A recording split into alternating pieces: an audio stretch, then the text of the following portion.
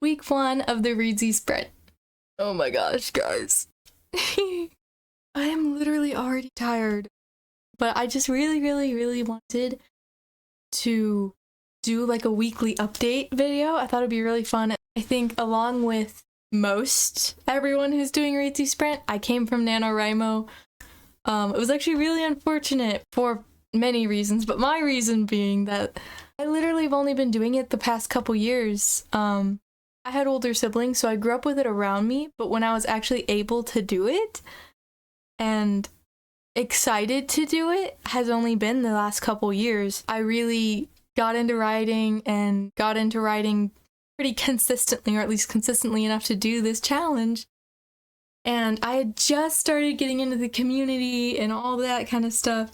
And then I was excited to sign up for year 3 and went and found there was no year 3 to be had. Disappointment and heartbreak. So I had a mad scramble to find something else. And I was just gonna do it by myself. And then I already used Reedsy, actually. That is solely what I write on. So it was actually super duper convenient. And it popped up, and my sister was also doing it. And I was like, oh, that's actually kind of awesome. Because I'm literally already using Reedsy. I don't have to learn how to use anything new or go on any website I'm not already on, because I'm already on it. So I had my book planned for last year that I didn't ever end up actually writing. I think I've only completed one NaNoWriMo ever, and that was 2 years ago. So I was really anxious, let's say,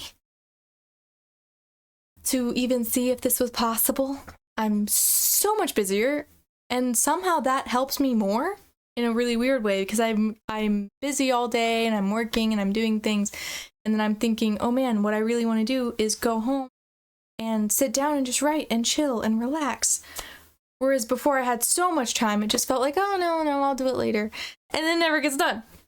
But that's enough from me. That's enough for me on that. I'll probably leave a little book summary in the description of what my book is, just so that anyone interested can know, and people who are not interested don't have to sit through me trying to explain my book, because that is honestly the hardest part of anything, is trying to summarize a whole book I know way too much about in like a paragraph. I suck at that.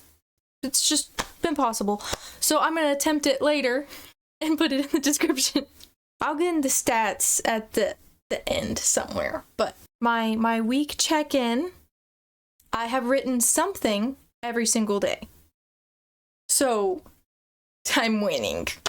I'm probably not even gonna submit my first chapter for the prizes, but I'm still winning. So, what can I say? The weirdest part about this year is I feel like every year there's a book I'm reading that just so heavily influences not necessarily the story I'm making, but how I write it and the words I use, and like the sentence structure. Like that just bleeds into me whenever I'm reading a book. And this year I'm not reading any books, because again, that whole busy thing. And when I'm busy, I just don't read books. There's like much higher dopamine hits from video games and writing than reading for some reason. I don't know, but I really want to get back into reading and get some good books. And I have some, but I need to do that so that it can kind of influence my writing, because if nothing's coming in, then good things probably aren't going out, you know? But I'm writing everything with like the thought in mind that this is literally just a rough draft and I can fix everything later. That way I don't spend forever just like beating myself up over knowing that like this grammar part didn't go, this part didn't flow right, or this character seems a little flat in this area. You know, I make sure that I really think about the structure of the actual book so that I don't write a whole book and have to rewrite so many parts of it because I didn't think something through. But the other things that aren't really rewrite worthy, just don't worry about that. That's later you problems, not you now problems. It's fine. But I wrote a little bit every single day, and then a lot of it on a couple days.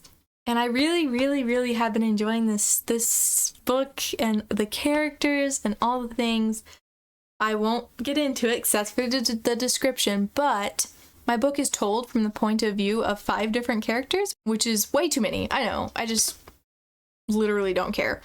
And through writing, I've actually learned a skill. I know. When you start honing a skill, you actually learn things. Crazy.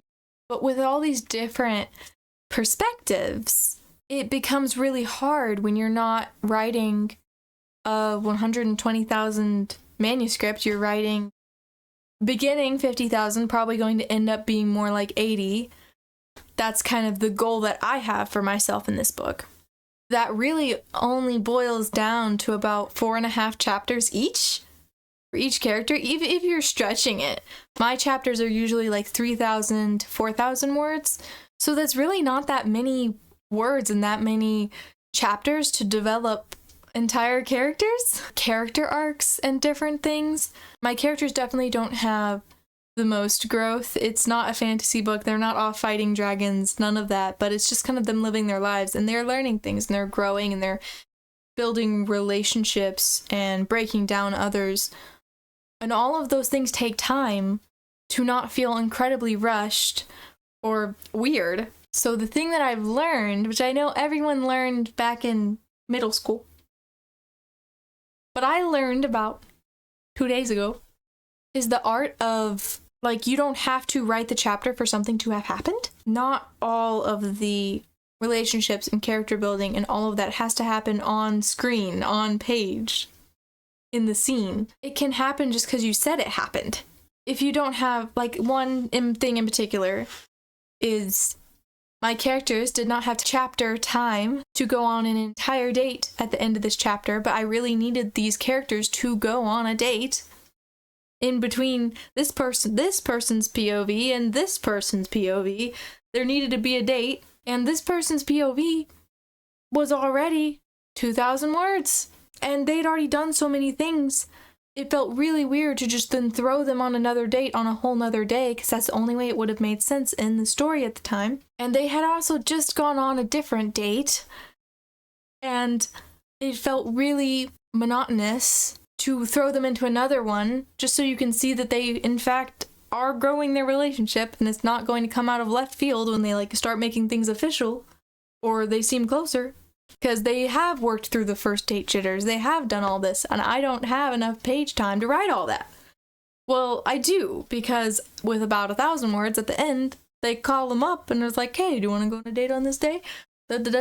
Yeah, we could do that. That would be fun. This is what we'll do. And in the next chapter, it will become obvious that that has already happened. Through the other person's perspective, perceiving them, it will be obvious that that happened.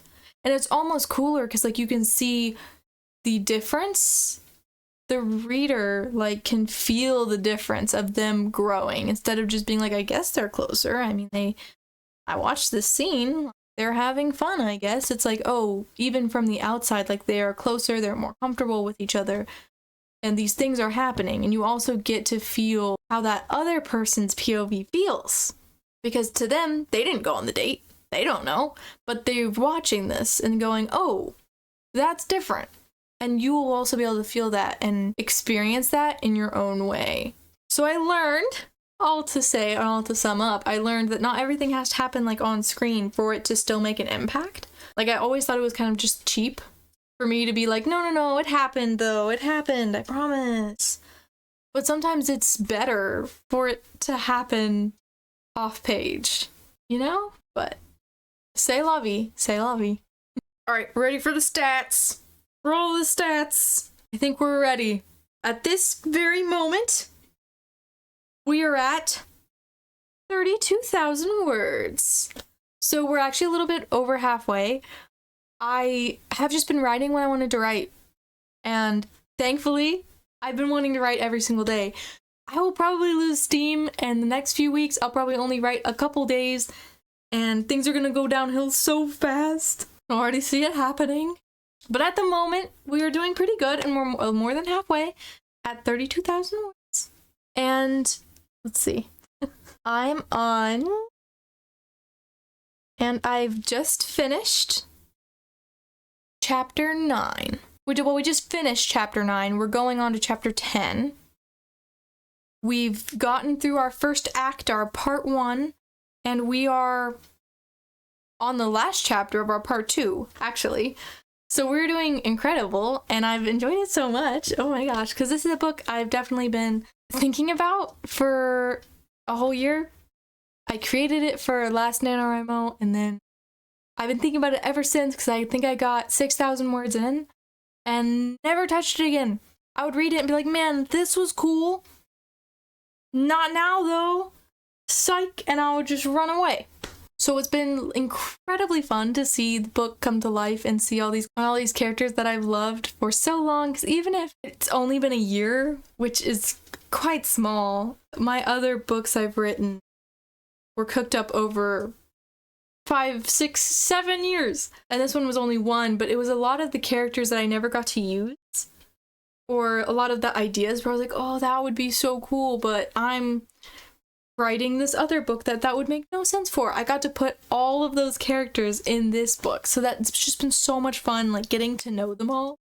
And so much fun being like, oh, I didn't even expect this to happen or that to happen. But now that all these characters are on the page, like talking and building relationships, like it's different than I thought and different than I planned. And all that kind of stuff is so cool when you get to like just be like, let your characters lead you, because they're like strong enough characters to do that. Like that is so cool. Like writing is just so awesome.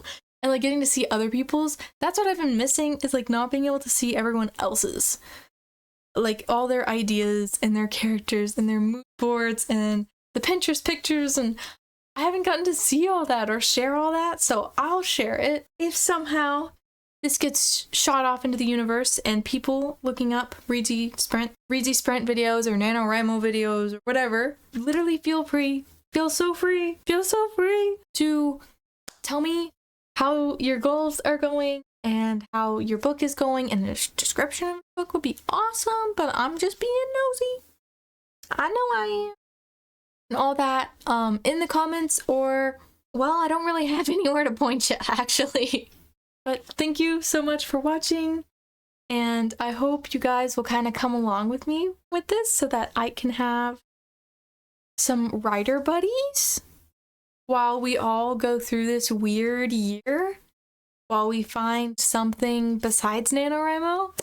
Even if it's not the Reedsy Sprint, I want to hear what you guys are doing and your thoughts and what's going on and all the things. So thank you so much for watching, and I will hopefully be back next week.